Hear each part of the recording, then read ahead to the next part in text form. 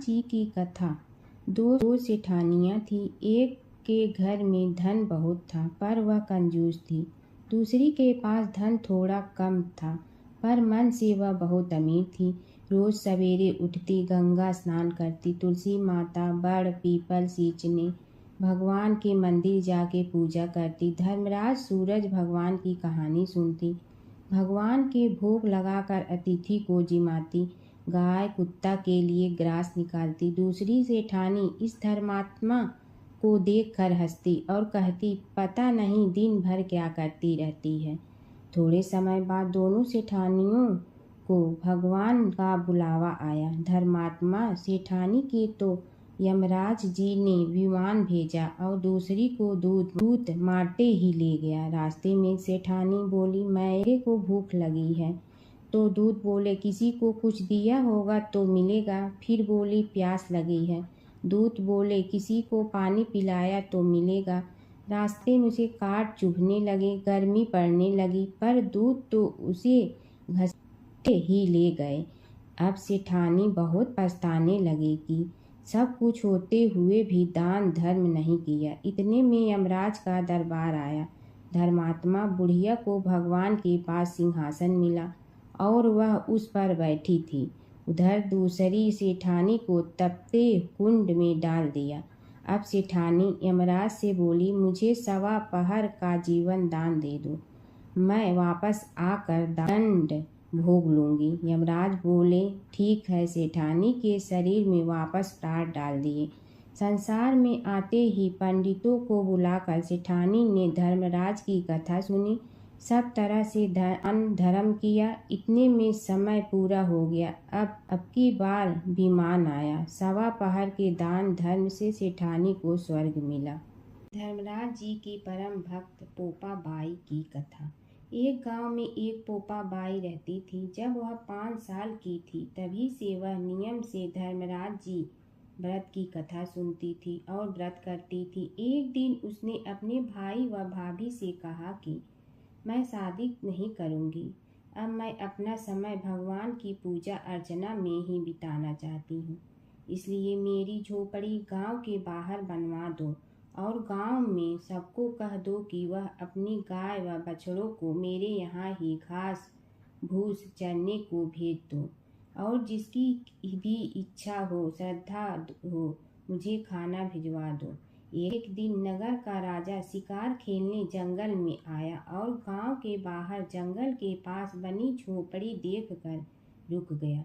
झोपड़ी के पास जाकर उसने आवाज लगाई कि कौन है, लेकिन भीतर से कोई आवाज न आने पर वह लगातार दरवाजा खटखटाता रहा। तब पोपा बाई उठी और कहने लगी कि कौन हो तुम जो बार बार दरवाजा बजा रहे हो, क्यों आवाज लगा रहे हो? राजा ने कहा कि मैं यहाँ का राजा हूँ और तुम्हारे साथ विवाह करूँगा। पोपा बाई ने कहा कि जहाँ से आए हो वहीं चले जाओ, मैं किसी पराये आदमी का मुँह नहीं देखती हूँ। राजा ने पोपा बाई की एक नहीं सुनी और जबरदस्ती उठा ले गया। तब पोपा बाई ने राजा को श्राप दिया कि तुम्हारा सारा राजपाट नष्ट हो जाएगा। महल में आने पर राजा की रानियों ने सारी बात सुनकर राजा से अनुरोध किया कि पोपा बाई को वहीं वापस छोड़ आओ। राजा जब पोपा बाई को वापस झोपड़ी में छोड़ने जाने लगा तो रास्ते में पाप की नदी आई जिसमें राजा डूब गया। कुछ समय बाद पोपा बाई मृत्यु के बाद धर्मराज जी के यहाँ पहुँची और धर्मराज जी ने उन्हें स्वर्ग का राज दे दिया। एक बार एक सेठ व सेठानी मृत्यु लोक से स्वर्ग लोक आए तो उसके द्वार बंद देखकर वह धर्मराज जी से द्वार खोलने का आग्रह करते हैं। धर्मराज जी कहते हैं, इस द्वार पर पोपा बाई का राज है। इस पर सेठ सेठानी कहते हैं कि हम पोपा बाई को नहीं जानते हैं। धर्मराज जी उन दोनों की बात सुनकर कहते हैं कि तुम दोनों 7 दिन तक मृत्युलोक में रहो। 8 खोपड़ा से राई भरकर 5 कपड़े ऊपर रखकर कहानी सुनकर उद्यापन करना और कहना कि राज है। पोपा बाई लेखा लेगी राई राई का। सारे बोलो गोपा बाई की जय। गणेश और बुढ़िया माई की कथा। एक बुढ़िया थी, वह बहुत ही गरीब और दृष्टिहीन थी। उसके एक बेटा और बहू थे। वह बुढ़िया सदैव गणेश जी की पूजा किया करती थी। एक दिन गणेश जी प्रकट होकर उस बुढ़िया से बोले, बुढ़िया माँ, तू जो चाहे सो मांग ले। बुढ़िया बोली, मुझे तो मांगना नहीं आता, कैसे और क्या मांगूं। तब गणेश जी बोले, अपने बहू बेटे से पूछ कर मांग ले।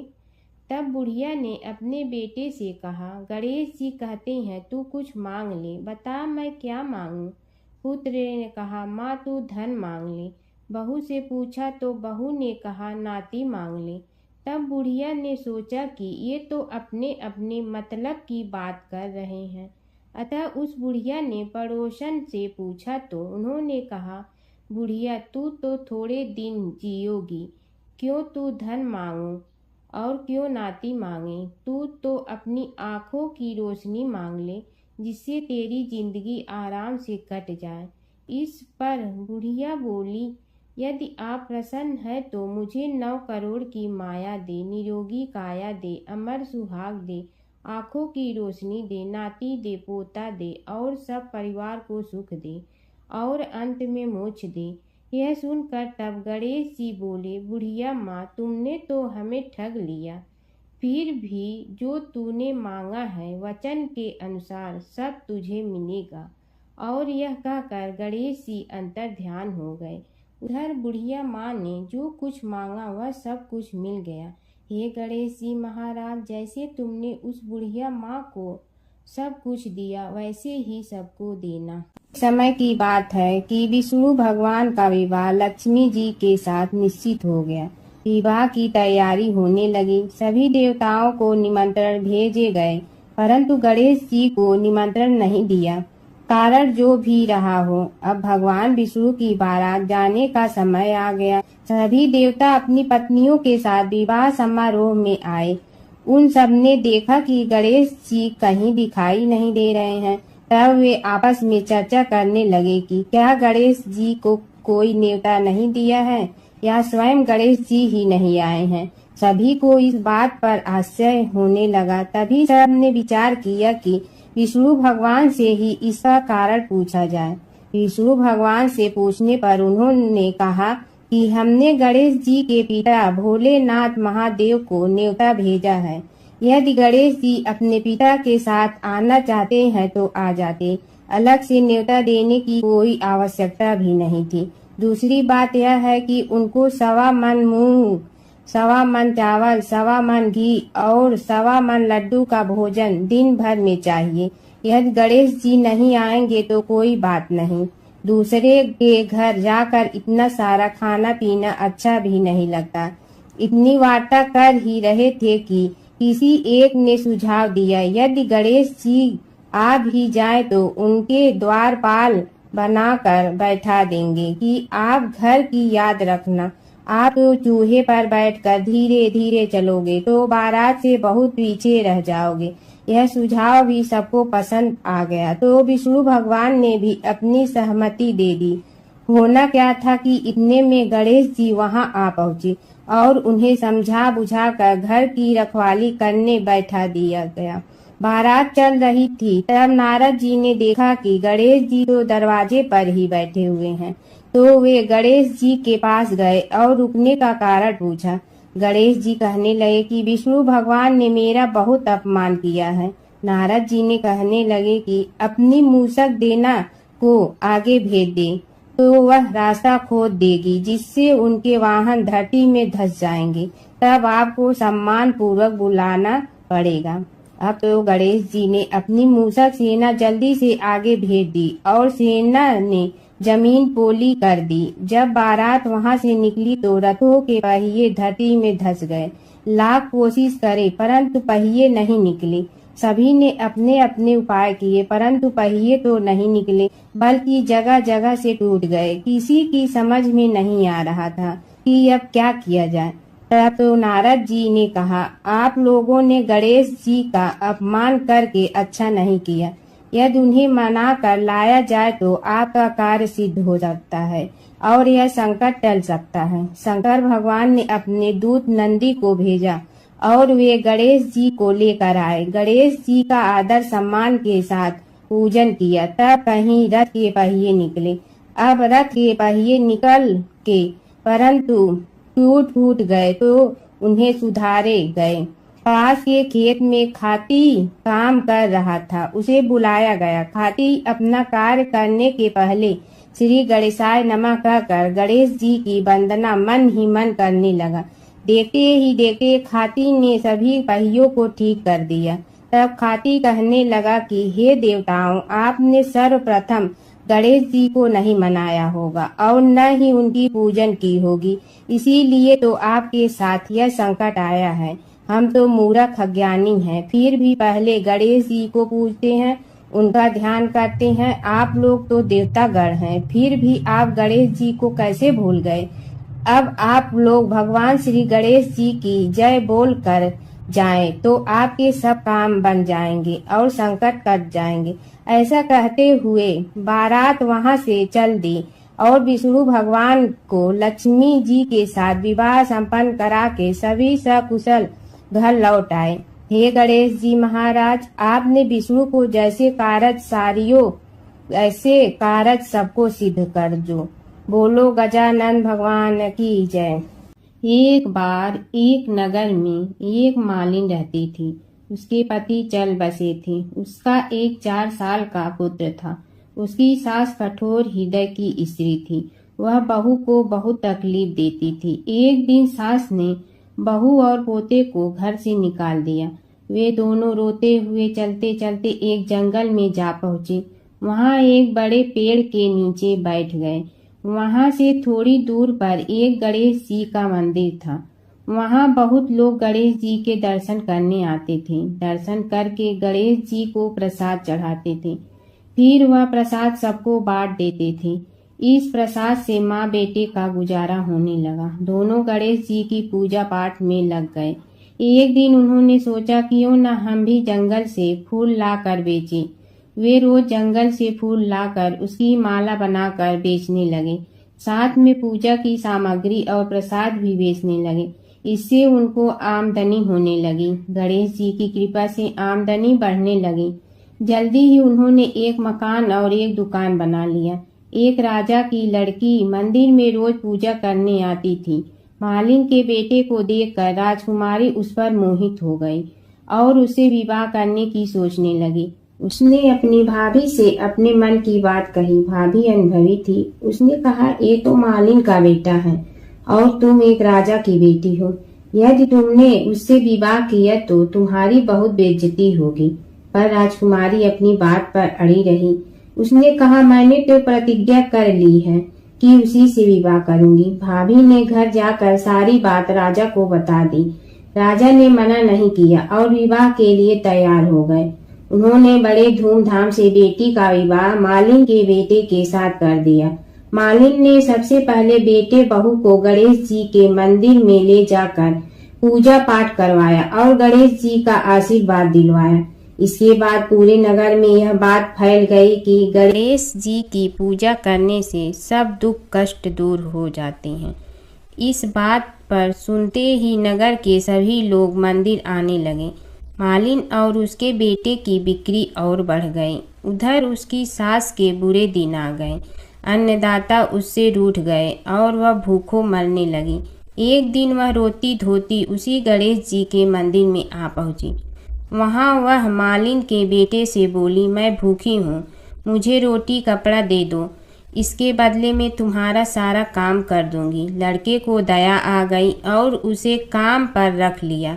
उसने अपनी दादी को नहीं पहचाना। जब मालिन घर आई तो उसने सास को पहचान लिया। वह सास से बोली, सासू जी आप यहाँ कैसे?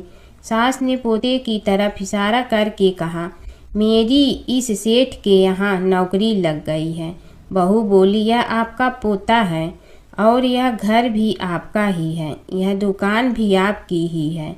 जब आपने हमें घर से निकाला तब गणेश जी ने हमारी रक्षा की।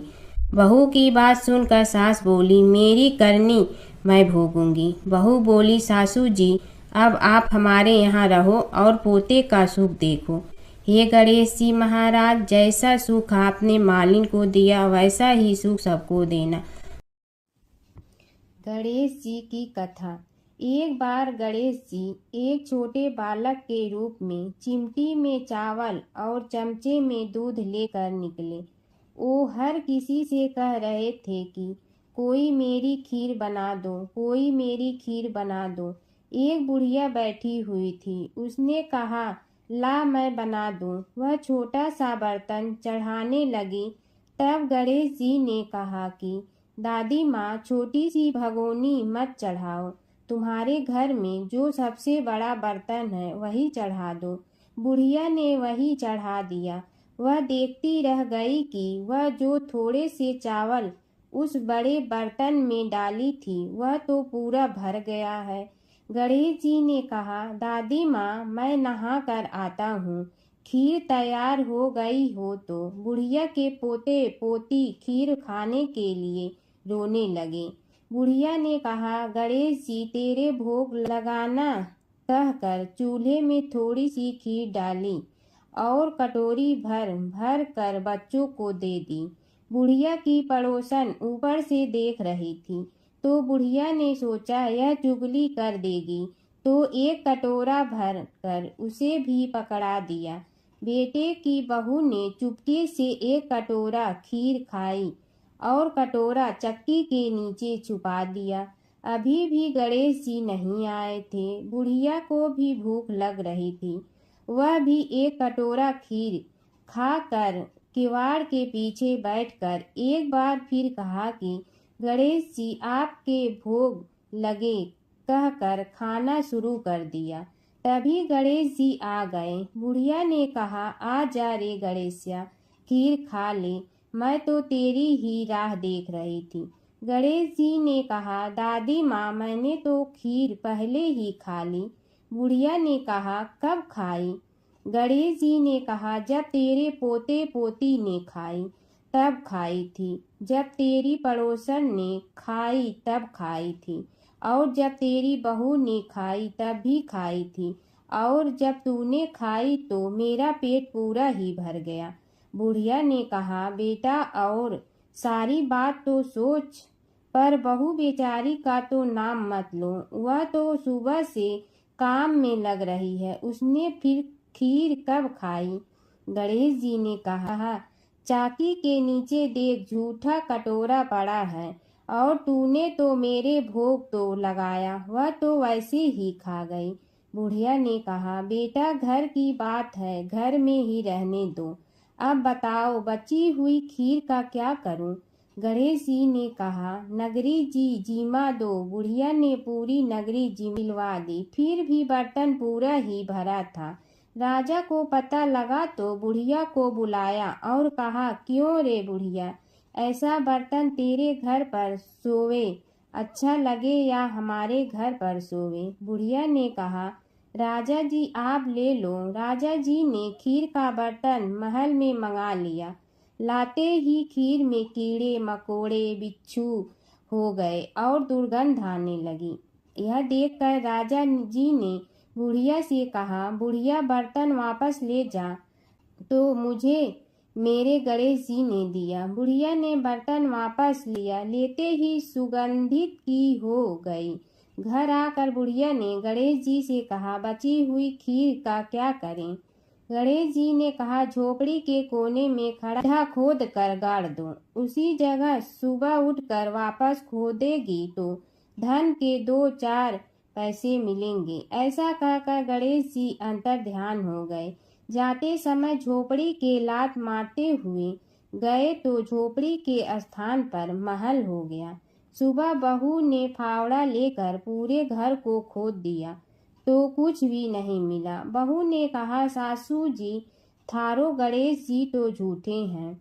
सास ने कहा, बहू मारो गणेश झूठो तो नहीं है, ला मैं देखूं। वह फावड़ा लेकर खोजने लगी तो टन टन करते 2 धन के चरे घड़े निकले आए।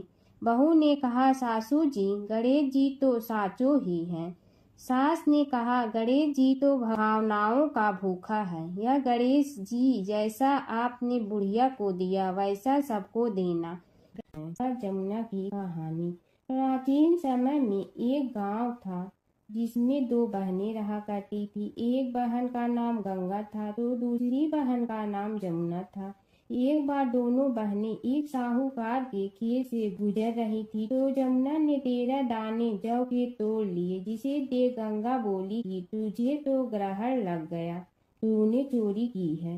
इस पर जमुना बोली कि अब मेरा ग्रहण कैसे धुलेगा। गंगा ने कहा कि तुझे 12 साल तक साहूकार के यहाँ नौकरी करनी पड़ेगी, तभी तेरा पाप धुलेगा और ग्रहण से मुक्ति मिलेगी। जमुना साहूकार के यहाँ नौकरी के लिए जाती है और अपने लिए काम मांगती है। साहूकार उसे काम पर रख लेता है, लेकिन काम करने से पहले जमुना उसे कहती है कि मैं सारे काम करूंगी लेकिन 4 काम नहीं करूंगी। जूठे बर्तन नहीं मांजूंगी, झाड़ू नहीं लगाऊंगी, बिस्तर नहीं बिछाऊंगी और दिया नहीं जलाऊंगी। 12 साल के बाद कुंभ का मेला लगा तो साहूकारनी भी कुंभ नहाने जाने लगी। जमुना ने उसे जाते देख कहा कि कुंभ के मेले में मेरी बहन गंगा मिलेगी तो उसे यह सोने का टक्का दे देना, इससे वह अपने हाथों में सुंदर चूड़ियां पहन लेगी। साहूकारनी ने कुंभ के मेले में गंगा को वह सोने का टका दे दिया। गंगा ने उनसे वह टका लेते हुए कहा कि मेरी बहन को कहना कि उसके 12 वर्ष पूरे हो गए हैं, अब वह वहां वापिस आ जा।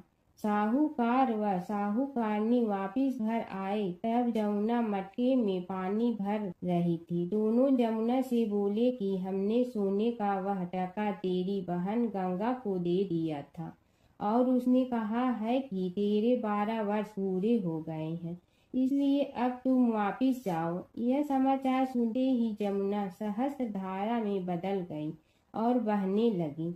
जमुना जी का यह रूप देखकर साहूकार और साहूकारनी परेशान हो गई थी। हमारे घर में जमुना माता ने काम किया, हमें तो अब ग्रहण लग गया है, हम यह ग्रहण कैसे उतारेंगे। जमुना भागकर गंगा माता के पास चली गई। गंगा ने जमुना से पूछा कि तुम साहूकारनी से कुछ कहकर आई हो या ऐसे ही बिना बताए आ गई। तब जमुना बोली कि मैं तो कुछ भी बताकर नहीं आई हूँ। गंगा ने कहा कि जा उन्हें धीरज दे आ, नहीं तो उन्हें जीवन भर असंतोष ही रहेगा। गंगा के कहने पर जमुना माता ने साहूकारनी को सपने में दर्शन दिए और कहा कि तुम दोनों उल्टे माथे क्यों पड़े हो, जाओ उठकर खाओ पियो। तब दोनों बोले कि हम कैसे उठे, हमें तो ग्रहण लगा है, क्योंकि हमने उल्टे सीधे और पता नहीं कितने नीच कार्य आपसे कराए हैं।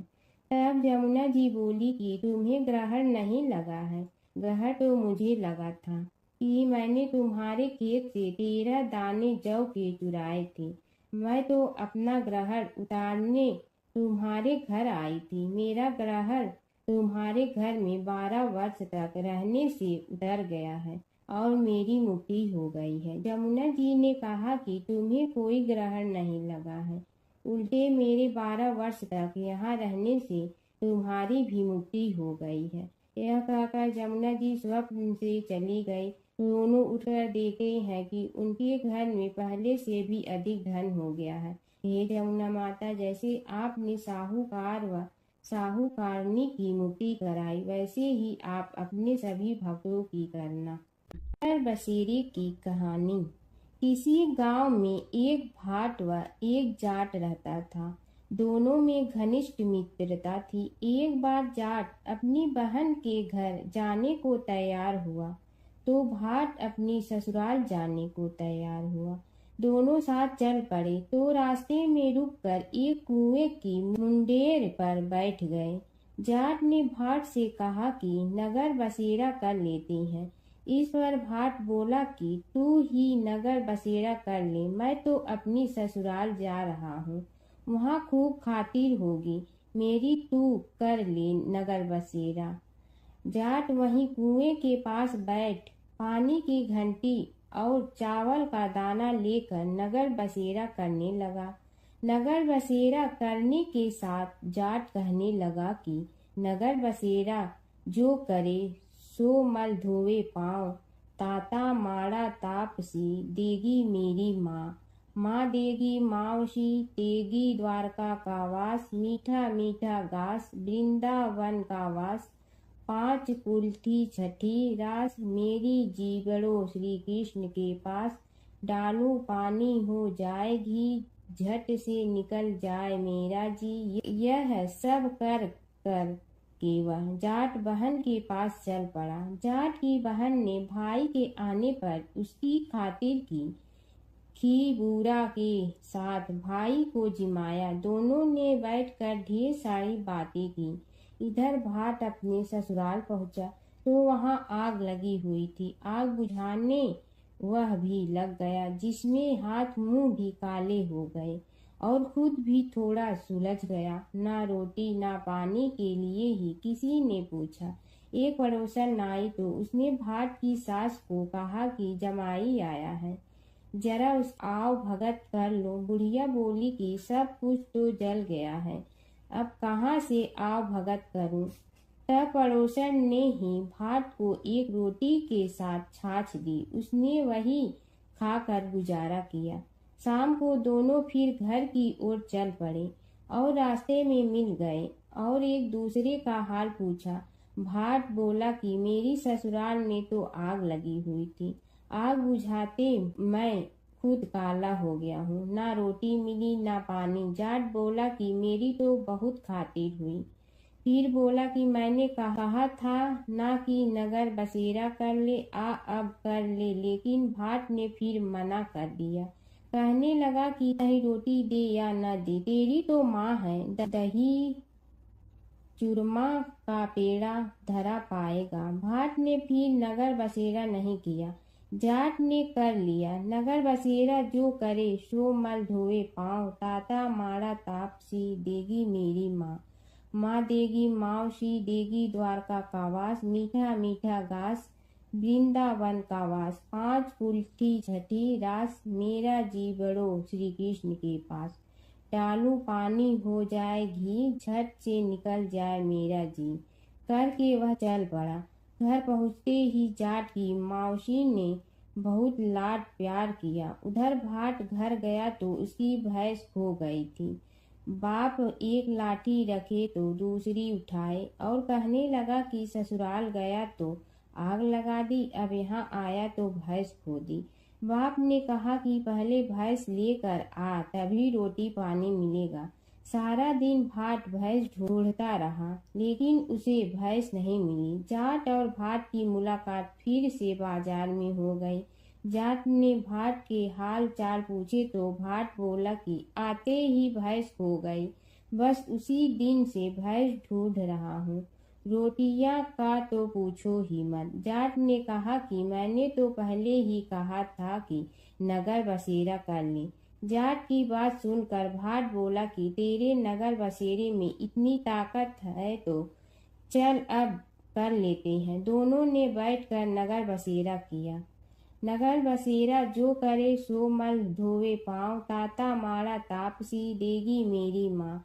माँ देगी मावशी देगी द्वारका का वास, मीठा मीठा घास वृंदावन का वास। पाँच कुल्थी छठी रास मेरा जीवड़ो श्री कृष्ण के पास। डालू पानी हो जाए घी झट से निकल जाए मेरा जी।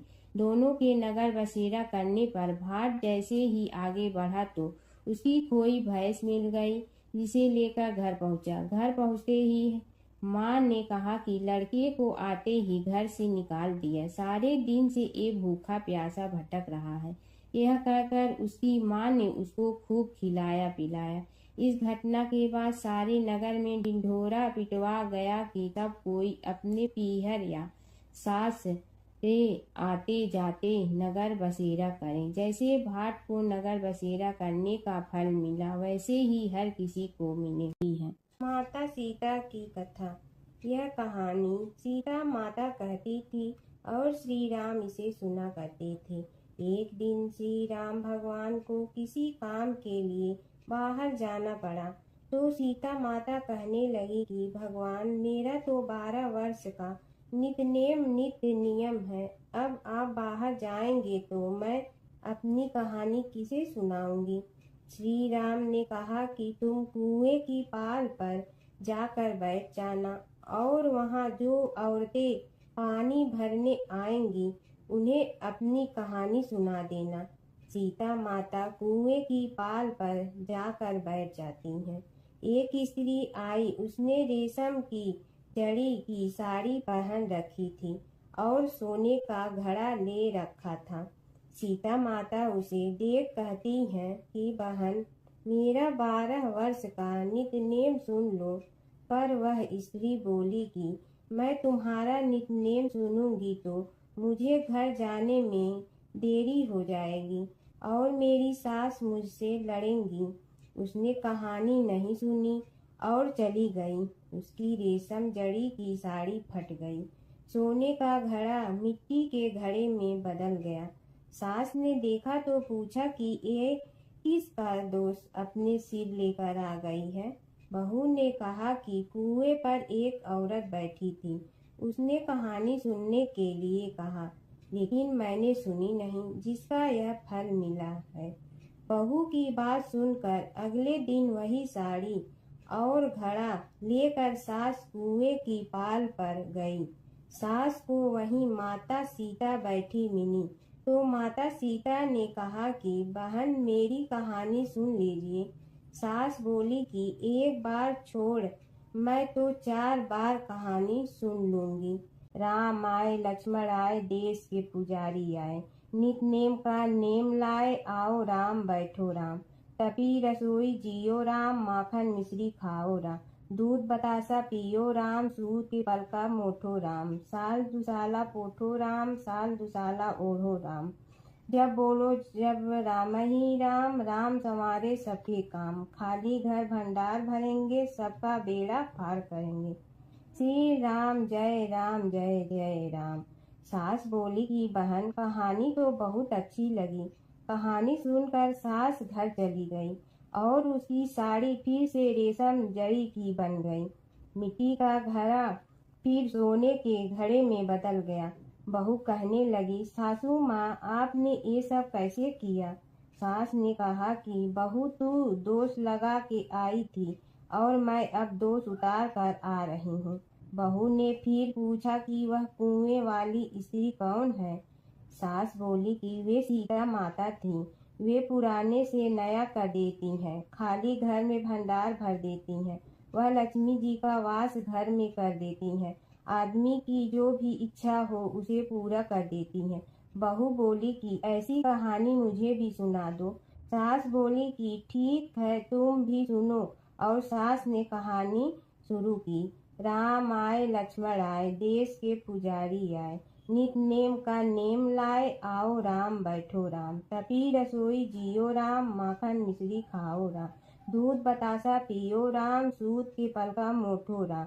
साल दुसाला पोठो राम, साल दुसाला ओढ़ो राम। जब बोलो जब राम ही राम, राम संवारे सबके काम। खाली घर भंडार भरेंगे, सबका बेड़ा पार करें। श्री राम जय जय राम। कहानी सुनकर बहू बोली कि कहानी तो बहुत अच्छी है। सास ने कहा कि ठीक है, इस कहानी को रोज कहा करेंगे। अब सास बहू रोज सवेरे उठती, नहाती धोती और पूजा करने के बाद नित नेम की सीता की कहानी कहती। एक दिन उनके यहाँ एक पड़ोस की औरत आई और बोली कि बहन, जरा सी आँच दे ना। तो वह बोली कि आज तो अभी हमने जलाई ही नहीं। पड़ोसन ने कहा कि तुम सुबह 4 बजे से उठकर क्या कर रही हो। फिर उन्होंने कहा कि सुबह उठकर हम पूजा करते हैं, फिर सीता माता की नित नेम की कहानी कहते हैं। पड़ोसन ने उसकी बात सुनकर फिर कहा कि सीता माता की कहानी कहने से तुम्हें क्या मिलता है। वे बोली कि इनकी कहानी कहने से घर में भंडार भर जाते हैं, सारे काम सिद्ध होते हैं, मन की इच्छा भी पूरी हो जाती है। पड़ोसन कहती है कि बहन, ऐसी कहानी तो मुझे भी सुना दो। फिर वह बोली कि ठीक है, तुम भी यह कहानी सुन लो। राम आए, लक्ष्मण आए, देश के पुजारी आए, नित नेम का नेम लाए, आओ राम बैठो राम। सारी कहानी सुनने के बाद पड़ोसन कहने लगी, बहन कहानी तो मुझे बहुत अच्छी लगी। अब वह पड़ोसन भी नित नेम सीता माता की कहानी कहने लगी। कहानी कहने से सीता माता ने पड़ोसन के भी भंडार भर दिए। अब तो पूरे मोहल्ले में नित नेम की कथा चल पड़ी। हर किसी की मनोकामना पूरी होने लगी। हे सीता माता, जैसे आपने उनके भंडार भरे, वैसे ही आप हमारे भी भंडार भरना, सबकी भरना, कहानी सुनने वाले के भी और कहानी कहने वाले के भी। प्राचीन काल की बात है। नैमिषारण्य क्षेत्र में ऋषि, महर्षि और साधु संतों का समाज जुड़ा था। उसमें श्री सूत जी भी विद्यमान थे। शौनक जी ने उनकी सेवा में उपस्थित होकर निवेदन किया कि हे अज्ञान रूप घोर तिमिर को नष्ट करने में करोड़ों सूर्यों के समान प्रकाशमान श्री सूत जी हमारे कानों के लिए अमृत के समान जीवन प्रदान करने वाले कथा तत्व का वर्णन कीजिए। हे सूत जी, हमारे हृदयों में ज्ञान के प्रकाश की वृद्धि तथा भक्ति, वैराग्य और विवेक की उत्पत्ति जिस कथा से हो सकती हो, वह हमारे प्रति कहने की कृपा कीजिए। शौनक जी की जिज्ञासा से सूत जी बड़े प्रसन्न हुए। पूरा तन इतिहासों के स्मरण से उनका शरीर पुलकायमान हो रहा था। वे कुछ देर उसी स्थिति में विराजमान रहकर कुछ विचार करते रहे और अंत में बोले, शौनक जी, इस विषय में आपके चित्त में बड़ी जिज्ञासा है। आप धन्य हैं जो सदैव ज्ञान की प्राप्ति में तत्पर रहते हुए विभिन्न पुराण कथाओं की जिज्ञासा रखते हैं। आज मैं आपको ज्ञान के परम स्रोत रूप श्री गणेश जी का जन्म कर्म रूप चरित्र सुनाऊंगा। गणेश जी से ही सभी ज्ञानों, सभी विद्याओं का उद्भव हुआ है। अब आप सावधान चित्त से विराजमान हो। श्री गणेश जी के ध्यान और नमस्कार पूर्वक उनका चरित्र श्रवण करें। नमस्तस्मै गणेशाय ब्रह्मा विद्या प्रदायिनी यनागस्त्यसमः साक्षात विघ्न सागर सोषणे।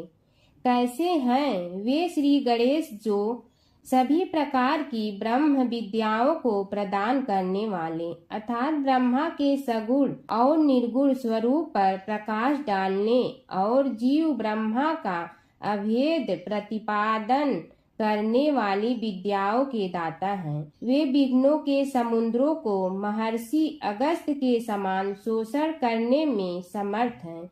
इसलिए उनका नाम विघ्न सागर शोषक के नाम से प्रसिद्ध है।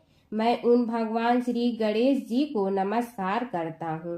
प्रथम पूजा के अधिकारी श्री गणेश जी, यह कहकर सूत जी कुछ समय के लिए मौन हो गए और फिर बोले, शौनक जी, भगवान गणेश जी ही सर्वप्रथम पूजा प्राप्ति के अधिकारी हैं। किसी भी देवता की पूजा करो, पहले उनकी पूजा करो। शौनक जी ने निवेदन किया, हे भगवान, हे सूत, सर्वप्रथम यह बताने की कृपा कीजिए कि गणेश जी को प्रथम पूजा का अधिकार किस प्रकार प्राप्त हुआ।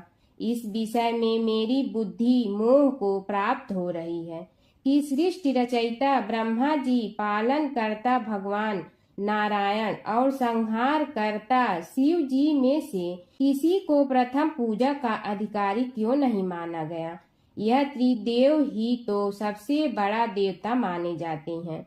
सूत जी ने कहा, शौनक जी, यह भी एक रहस्य ही है।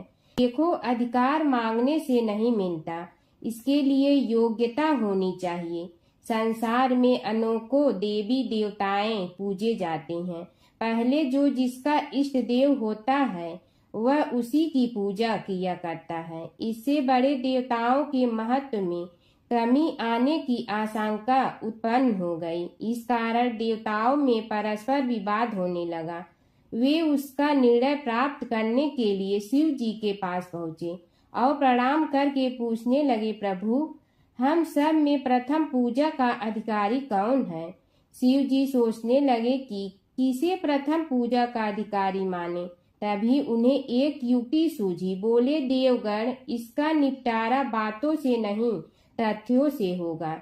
इसके लिए एक प्रतियोगिता रखनी होगी, शिव की परिक्रमा करने की प्रतियोगिता।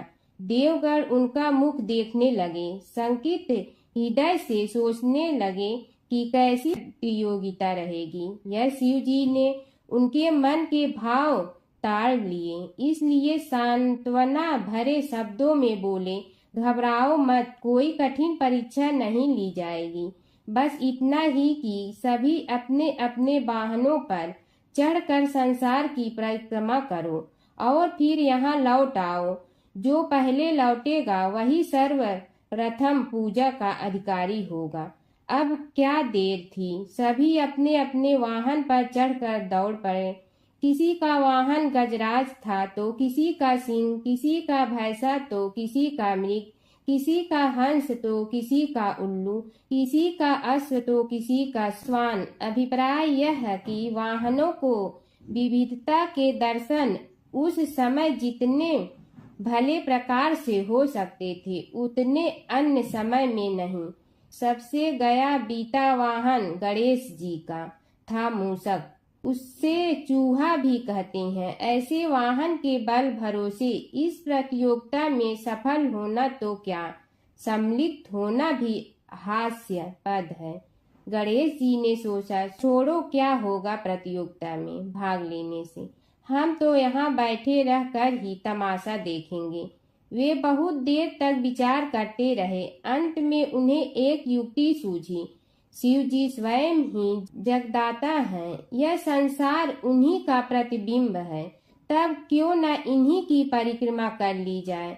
इनकी परिक्रमा करने से ही संसार की परिक्रमा हो जाएगी। ऐसा निश्चय कर उन्होंने मूषक पर चढ़कर शिव जी की परिक्रमा की और उनके समक्ष जा पहुँचे। शिव जी ने कहा, तुमने परिक्रमा पूर्ण कर ली। उन्होंने उत्तर दिया, जी हाँ। शिव जी सोचने लगे कि इसे तो यहीं घूमते हुए देखा, फिर परिक्रमा कैसे कराया। देवताओं का परिक्रमा करके लौटना आरंभ हुआ और उन्होंने गणेश जी को वहां बैठे देखा तो माथा ठनक गया। फिर भी साहस करके बोले, अरे तुम विश्व की परिक्रमा के लिए नहीं गए। गणेश जी ने कहा, अरे मैं कब का यहाँ आ गया। देवता बोले, तुम्हें तो कहीं भी नहीं देखा। गणेश जी ने उत्तर दिया, देखते कहाँ से, समस्त संसार शिव जी में विद्यमान है। इनकी परिक्रमा करने से ही संसार की परिक्रमा पूर्ण हो गई। सूत जी बोले, शौनक, इस प्रकार गणेश जी ने अपनी बुद्धि के बल पर ही विजय प्राप्त कर ली। उनका कथन सत्य था, इसलिए कोई विरोध करता भी तो कैसे। बस उसी दिन से गणेश जी की प्रथम पूजा होने लगी। सूत जी बोले, हे शौनक जी, यह एक तथ्य है कि गणेश जी ही उसके पात्र हैं। वे बड़े देवता का भी कार्य सिद्धि में विघ्न उपस्थित होने पर उन विघ्न राज का आश्रय न लिया हो। हे शौनक, वे देव भी बड़े दयालु हैं। नाम तो शिव जी का ही आशुतोष है, किंतु वे सर्वात्मा और सर्वरक्षक प्रभु तो शिव जी की अपेक्षा भी शीघ्र ही प्रकट हो जाते हैं। उनका भक्त कभी किसी संकट में नहीं पड़ता। यदि प्रारब्ध वशात कभी किसी विपत्ति में पड़ भी जाता है तो गणेश्वर की उपासना करने पर उनके अनुग्रह से उनके समस्त दुख दूर होकर परम सुख की प्राप्ति होती है। शौनक ने कहा, हे सूत जी, हे महाभाग, हे प्रभु, मैं गणेश जी के विभिन्न चरित्रों का अध्ययन करना चाहता हूँ, तो मुझे बताइए कि किस ग्रंथ का अवलोकन करूँ। हे दयामय, आपको तो उनके समस्त चरित्र विदित है कि यदि आप ही उन्हें सुनाने की कृपा करें तो मेरा अत्यधिक उपकार होगा। सूत जी बोले, हे शौनक भगवान, गणेश्वर के इतने चरित्र हैं कि उन सब का कथन इस जीवा से संभव नहीं, क्योंकि प्रभु अनंत, प्रभु चरित अनंता वाली बात समस्त विद्वान ऋषि मुनि कहते हैं। फिर भी गणेश जी प्रथम पूजा के अधिकारी होने के कारण समस्त देव चरित्रों में जुड़े हुए हैं, इसलिए उनका प्रभाव भी सर्वाधिक व्यापक है। हे मुने, हे शौनक, वे भगवान सर्व समर्थ हैं। वे सभी का तिरस्कार करने में समर्थ हैं, किंतु उनका तिरस्कार कोई भी नहीं कर सकता। यह त्रिलोक्य उन्हीं भगवान के संकेत पर नित्य करता है। इसकी समस्त क्रियाएं उन्हीं की इच्छा पर आश्रित हैं। हे शौनक, भगवान गणेश्वर स्वयं कहते हैं, शिवे विष्णो च शक्तौ च सूर्ये मयि निराधिप यो भेद बुद्धियोगः स सम्य योगुः मतो मम। हे नरेश्वर, हे वरेण्य, शिव, विष्णु, शक्ति, सूर्य और मुझ गणेश में जो अभेद बुद्धि योग है, मेरे मत में वही सम्यक योग है। इससे यह भी सिद्ध है कि समस्त देवता उन्हीं के स्वरूप हैं। वे ही भगवान विभिन्न कार्य रूपों के अनुसार अपना भिन्न भिन्न नाम रखते हैं। हे मुनि श्रेष्ठ, उन सब देवताओं के चरित्र भी उन्हीं गणराज के चरित्र हैं। यद्यपि सब चरित्र एक ही ग्रंथ में मिलने में संभव नहीं है, फिर भी गणेश्वर के अनेकों प्रमुख चरित्रों का वर्णन गणेश पुराण में हुआ है। राजा सोमकांत का वृत्तांत कथन। शौनक जी ने पूछा, हे प्रभु, गणेश पुराण का आरंभ किस प्रकार हुआ, यह मुझे बताने की कृपा करे। इस पर सूत जी ने कहने लगे, हे शौनक, यद्यपि गणेश पुराण है तो बहुत प्राचीन, क्योंकि भगवान गणेश्वर तो आदि हैं। न जाने कब से गणेश जी अपने उपासकों पर कृपा करते चले आ रहे हैं। उनके अनंत चरित्र हैं, जिनका संग्रह एक महापुराण का रूप ले सकता है। उसे एक बार भगवान नारायण ने नारद जी को और भगवान ने शंकर और जगन जननी पार्वती जी को सुनाया था। बाद में वही पुराण संक्षेप रूप में ब्रह्मा जी ने महर्षि वेद व्यास को सुनाया और फिर व्यास जी ने महर्षि भृगु को सुनाया। भृगु ने कृपा करके सौराष्ट्र के एक राजा सोमकांत को सुनाया था। तब से वह पुराण अनेक कथाओं में विस्तृत होता रहा और अनेक कथाओं से रहित होता हुआ अनेक रूप में प्रचलित है। शौनक जी ने पूछा, भगवान, आप यह बताने का कष्ट करें कि राजा सोमकांत कौन था। उसने महर्षि से गणेश पुराण का श्रवण कहाँ किया था, उस पुराण के श्रवण से उसे क्या क्या उपलब्धियां हुई। हे नाथ, मुझे श्री गणेश्वर की कथा के प्रति उत्कंठा बढ़ती ही जा रही है। सूत जी बोले, हे शौनक, सौराष्ट्र के देवनगर नाम की एक प्रसिद्ध राजधानी थी। वहाँ का राजा सोमकांत था। वह अपनी प्रजा का पुत्र के समान पालन करता था। वह वेद ज्ञान संपन्न, शस्त्र विद्या में पारंगत एवं प्रबल प्रतापी राजा, समस्त राजाओं में मान्य तथा अत्यंत वैभवशाली था। उसका ऐश्वर्य कुबेर के भी ऐश्वर्य को लज्जित करता था। उसने अपने पराक्रम से अनेकों देश जीत लिए थे। उसकी पत्नी अत्यंत रूपवती, गुणवती, धर्माज्ञा एवं पतिव्रत धर्म का पालन करने वाली थी। वह सदैव अपने प्राणनाथ की सेवा में लगी रहती थी। उसका नाम सुधर्मा था। जैसे वह प्रतिव्रता थी, वैसे ही राजा भी एक पत्नी व्रता का पालन करने लगा। उसके हेमकांत नामक एक सुंदर पुत्र था। वह भी सभी विद्याओं का ज्ञाता और अस्त्र शस्त्रादि के अभ्यास में निपुण हो गया था। यह सभी श्रेष्ठ लक्षणों से संपन्न, सद्गुणी एवं प्रजा जनों के हितों का अत्यंत पोषक था। इस प्रकार राजा सोमकांत स्त्री पुत्र, पशु वाहन, राज्य एवं प्रतिष्ठा आदि से सब प्रकार सुखी था। उससे दुख तो था ही नहीं। सभी राजागण उसका हार्दिक सम्मान करते थे तथा उसकी श्रेष्ठ कीर्ति भी संसार व्यापी थी।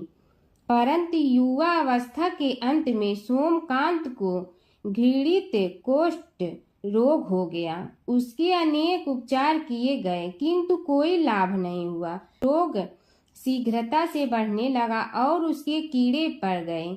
जब रोग की अधिक वृद्धि होने लगी और उसका कोई उपाय न हो सका तो राजा ने मंत्रियों को बुलाकर कहा, सुब्रतो, जाने किस कारण यह रोग मुझे पीड़ित कर रहा है। अवश्य ही यह किसी पूर्व जन्म के पाप का फल होगा।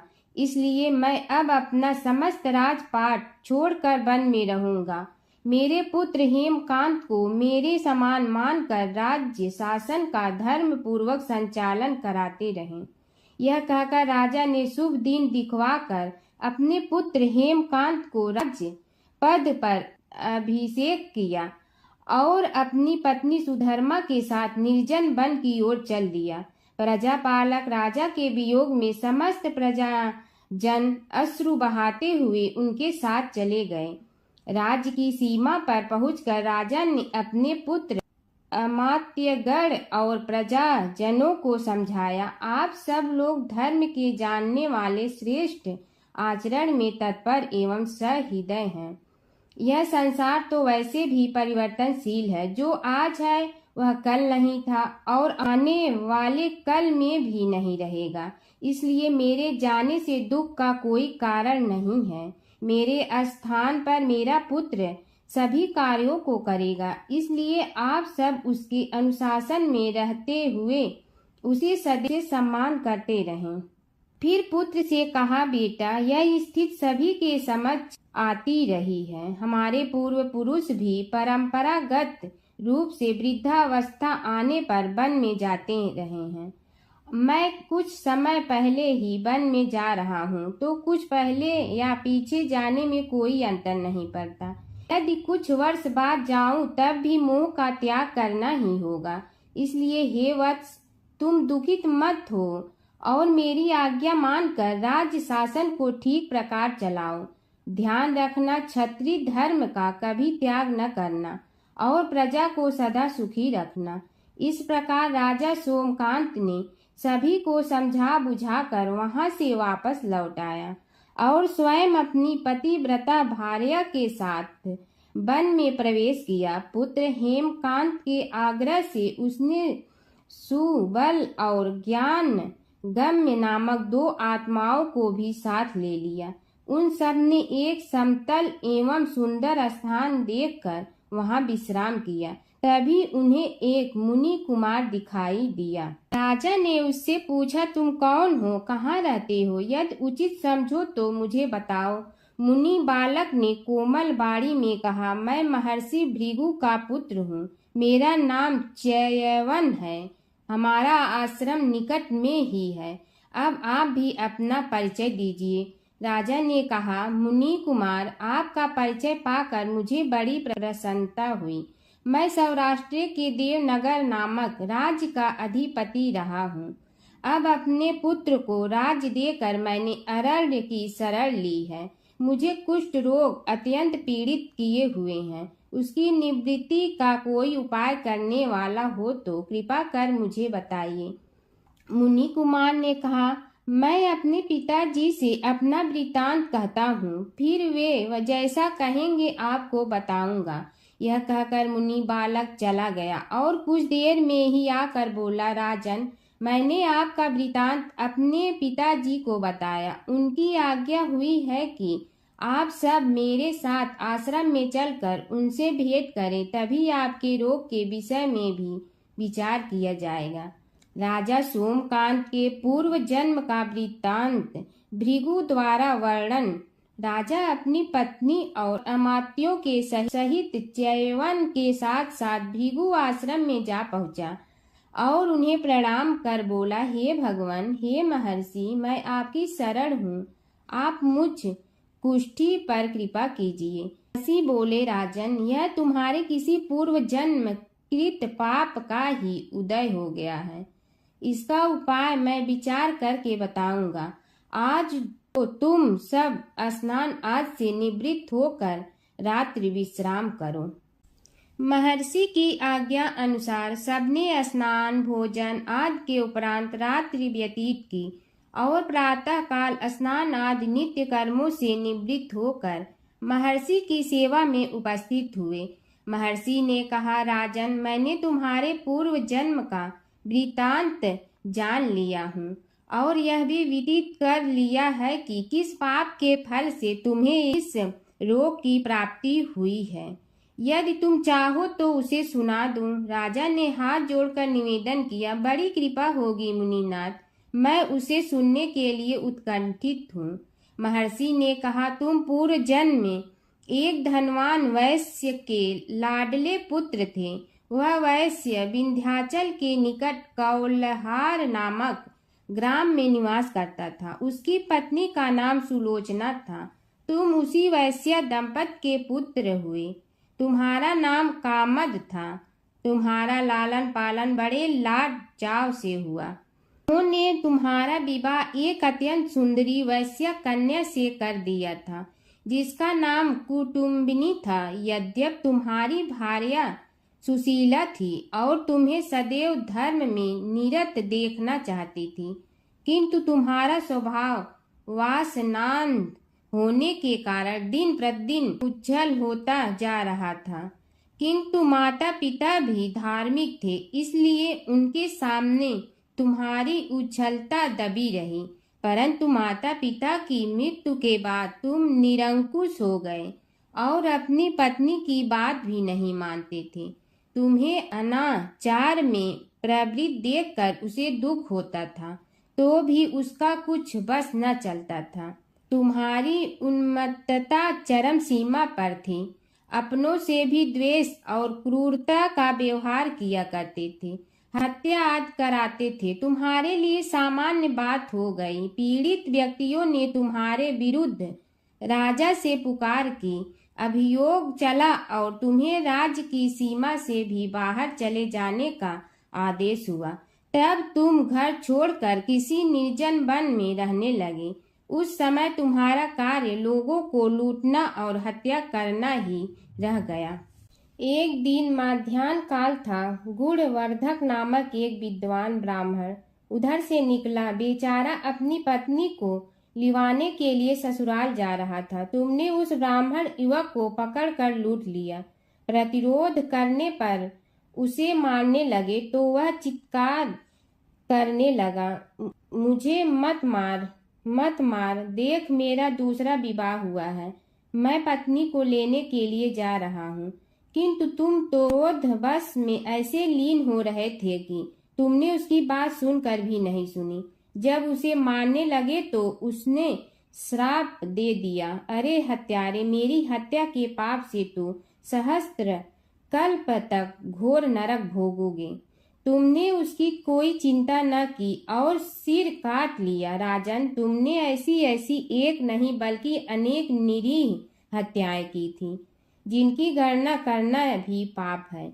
इस प्रकार इस जन्म में तुमने घोर पाप कर्म किए थे, किंतु बुढ़ापा आने पर जब अशक्त हो गए तब तुम्हारे साथ जो क्रूर कर्मा थे वे भी किनारा कर गए। उन्होंने सोच लिया कि अब तो इसे खिलाना भी पड़ेगा, इसलिए मरने दो यहीं।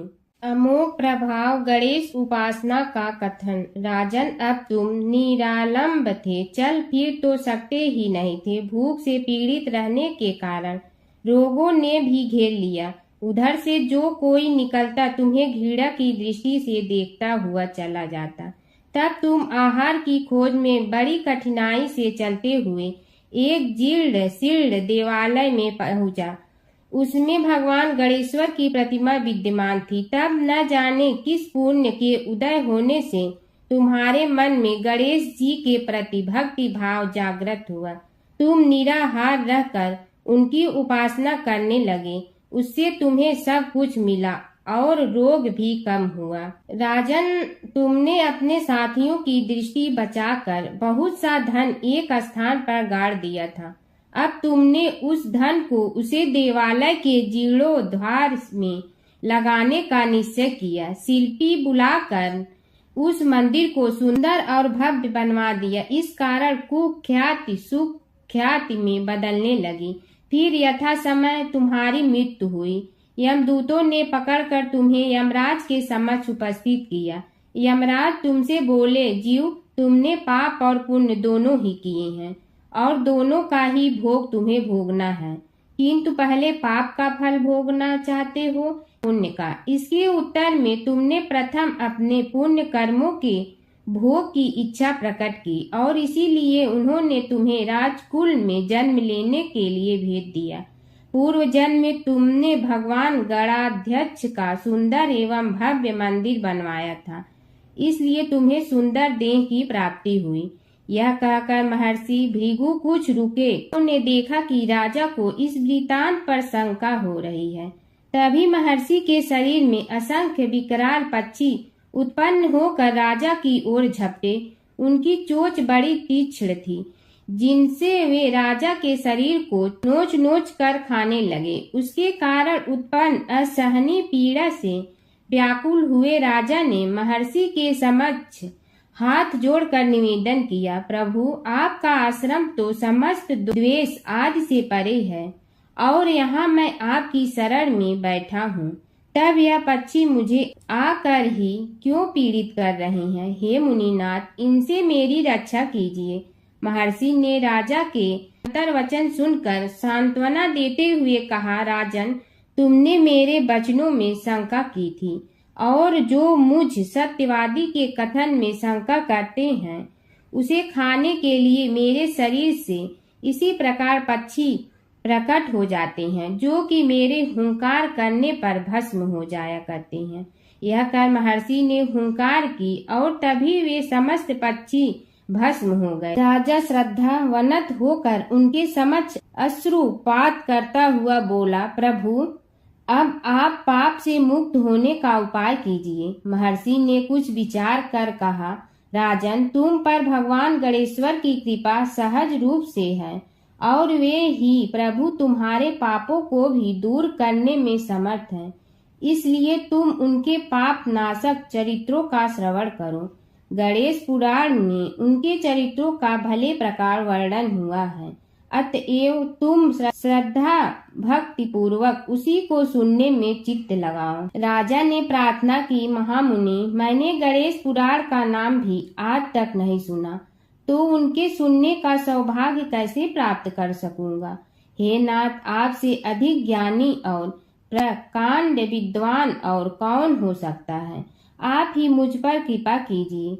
महर्षि ने राजा की दीनता देखकर उसके शरीर पर अपने कमंडल का मंत्रपूत जल छिड़का। तभी राजा को एक छींक आई और नासिका से एक अत्यंत छोटा काले वर्ण का पुरुष बाहर निकल आया। देखते देखते वह बढ़ गया। उसके भयंकर रूप को देखकर राजा कुछ भयभीत हुआ, किंतु समस्त आश्रमवासी वहां से भाग गए। वह पुरुष महर्षि के समक्ष हाथ जोड़कर खड़ा हो गया। उन्हें उसकी ओर देखा और कुछ उच्च स्वर में बोले, तू कौन है, क्या चाहता है। वह बोला, मैं साक्षात पाप हूँ, समस्त पापियों के शरीर में मेरा निवास है। आपके मंत्रपूत जल के स्पर्श से मुझे विवश होकर राजा के शरीर से बाहर निकलना पड़ा है। अब मुझे बड़ी भूख लगी है, बताइए क्या खाऊं और कहाँ रहूं। महर्षि बोले, तू उस आम के अवकाश स्थान में निवास कर और उसी वृक्ष के पत्ते खाकर जीवन निर्वाह कर।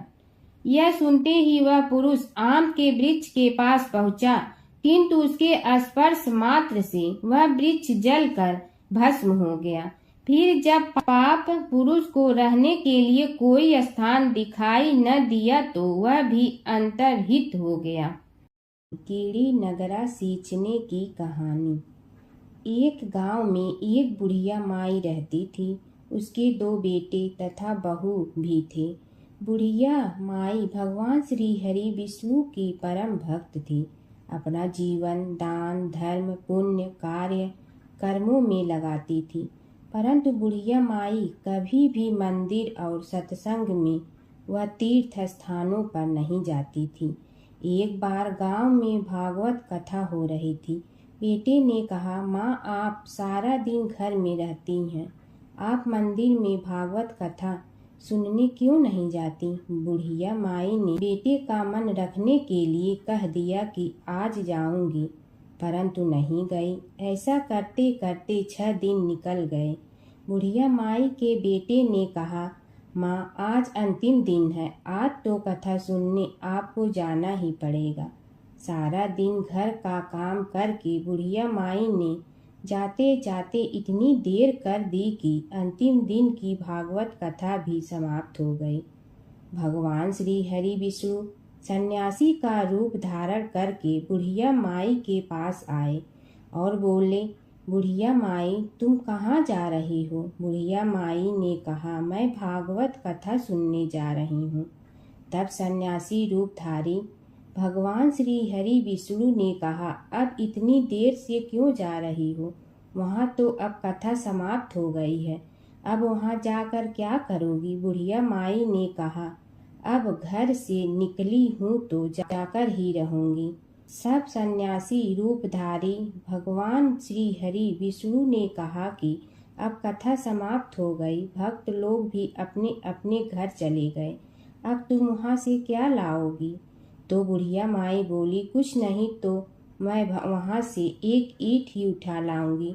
तो सन्यासी रूपधारी भगवान श्री हरि विष्णु बोले, तुम वहाँ से मिट्टी की ईंट लाओगी, उसके बदले में मैं तुम्हें एक सोने की ईंट दे देता हूँ।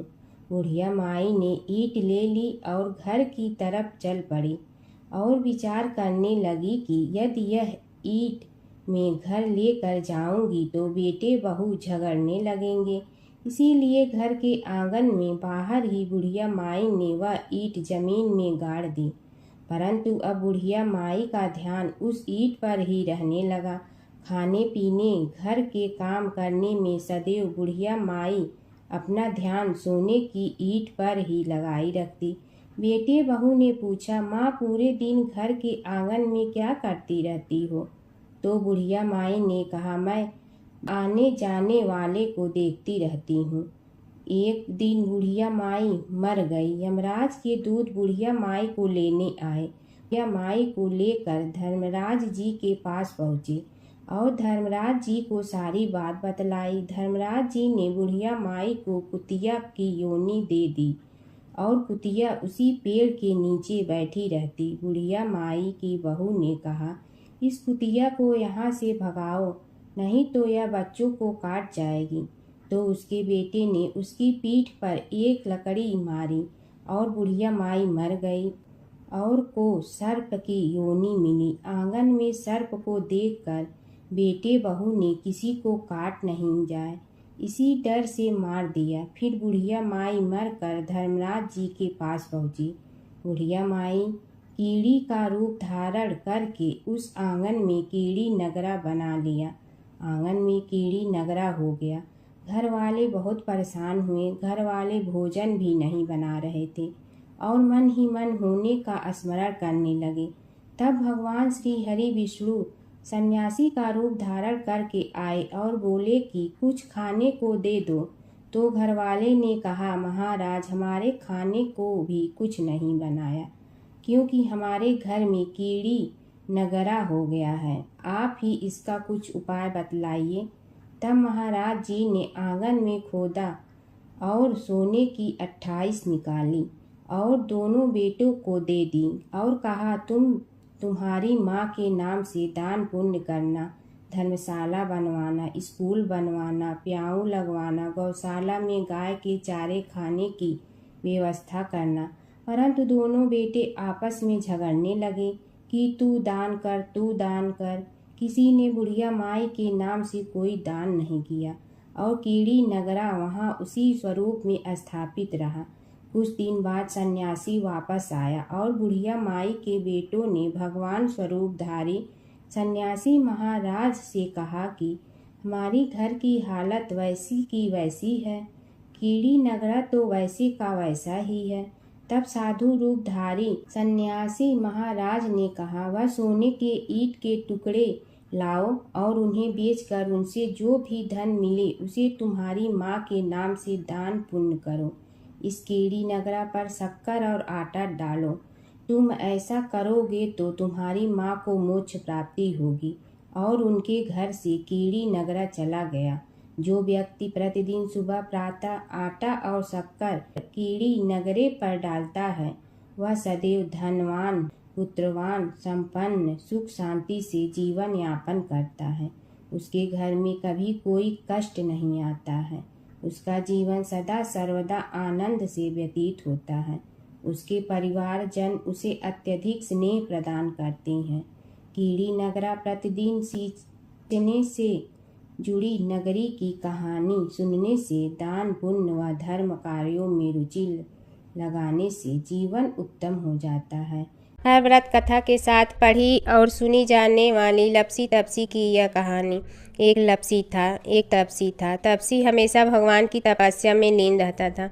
लपसी रोजाना सवा सेर की लपसी बनाकर भगवान का भोग लगाकर जीम लेता था। एक दिन दोनों लड़ने लगे। तपसी बोला, मैं रोज़ भगवान की तपस्या करता हूँ, इसलिए मैं बड़ा हूँ। लपसी बोला, मैं रोज़ भगवान को सवा सेर लपसी का भोग लगाता हूँ, इसलिए मैं बड़ा हूँ। नारद जी वहाँ से गुजर रहे थे। दोनों को लड़ता देखकर उनसे पूछा कि तुम क्यों लड़ रहे हो। तपसी ने खुद के बड़ा होने का कारण बताया और लपसी ने अपना कारण बताया। नारद जी बोले, तुम्हारा फैसला मैं करूँगा। दूसरे दिन लपसी और तपसी नहाकर अपनी रोज की भक्ति करने आए तो नारद जी ने छुपकर 1.25 करोड़ की एक एक अंगूठी उन दोनों के आगे रख दी। तपसी की नज़र उस अंगूठी पर पड़ी जो उसने चुपचाप अंगूठी उठाकर अपने नीचे दबा ली। तब लपसी की नज़र अंगूठी पर पड़ी, लेकिन उसने ध्यान नहीं दिया। भगवान को भोग लगाकर लपसी खाना खाने लगा। नारद जी सामने आए तो दोनों ने पूछा कि कौन बड़ा, तो नारद जी ने तपसी से खड़ा होने को कहा। वो खड़ा हुआ तो उसने नीचे दबी अंगूठी दिखाई पड़ी। नारद जी ने लपसी से कहा, तपस्या करने के बाद भी तुम्हारी चोरी करने की आदत नहीं गई, इसलिए लपसी बड़ा है और तुम्हें तुम्हारी तपस्या का कोई फल भी नहीं मिलेगा। तपसी शर्मिंदा होकर माफ़ी मांगने लगा। उसने नारद जी से पूछा, मुझे मेरी तपस्या का फल कैसे मिलेगा। नारद जी ने कहा, यदि कोई गाय और कुत्ते की रोटी नहीं बनाएगा तो फल तुम्हें मिलेगा। यदि कोई ब्राह्मण को भोजन करवा कर दक्षिणा नहीं देगा तो फल तुम्हें मिलेगा। यदि कोई साड़ी के साथ ब्लाउज नहीं देगा तो फल तुझे मिलेगा। यदि कोई दिए से दिया जलाएगा तो फल तुम्हें मिलेगा। यदि कोई सारी कहानी सुने लेकिन तुम्हारी कहानी नहीं सुने तो फल तुझे मिलेगा। उसी दिन से हर व्रत कथा कहानी के साथ लपसी तपसी की कहानी भी सुनी और कही जाती है। ओम जय जगदीश हरे स्वामी, जय जगदीश हरे। भक्त जनों के संकट क्षण में दूर करे। ओम जय जगदीश हरे। जो ध्यावे फल पावे, दुख बिन दे मन का। सुख संपत्ति घर आवे, कष्ट मिटे तन का। ओम जय जगदीश हरे। मात पिता तुम मेरे, शरण कहूँ किसकी। तुम विनय और न दूजा, आस करूँ जिसकी। ओम जय जगदीश हरे। तुम पूर्ण परमात्मा, तुम अंतर्यामी। पार ब्रह्म परमेश्वर, तुम सबके स्वामी। ओम जय जगदीश हरे। तुम बिंदा के सागर, तुम पालन करता। मैं मूरख कल काम, कृपा करो भरता। ओम जय जगदीश हरे। तुम हो ये कय गोचर, सबके प्राणपति। किस विधि मिलूं दया में, तुमको मैं कुमति। ओम जय जगदीश हरे। दीन बंधु दुख हरता, तुम रक्षक मेरे। अपने हाथ उठाओ, द्वार पड़ा तेरे। ओम जय जगदीश हरे। विषय विकार मिटा, पाप हरो देवा। श्रद्धा भक्ति बढ़ाओ, संतन की सेवा। ओम जय जगदीश हरे। तन मन धन सब तेरा, स्वामी सब कुछ है तेरा।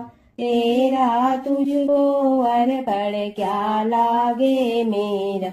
ओम जय जगदीश हरे। जय जगदीश हरे। स्वामी जय जगदीश हरे। भक्त जनों के संकट में दूर करे। ओम जय जगदीश हरे, स्वामी जय जगदीश हरे।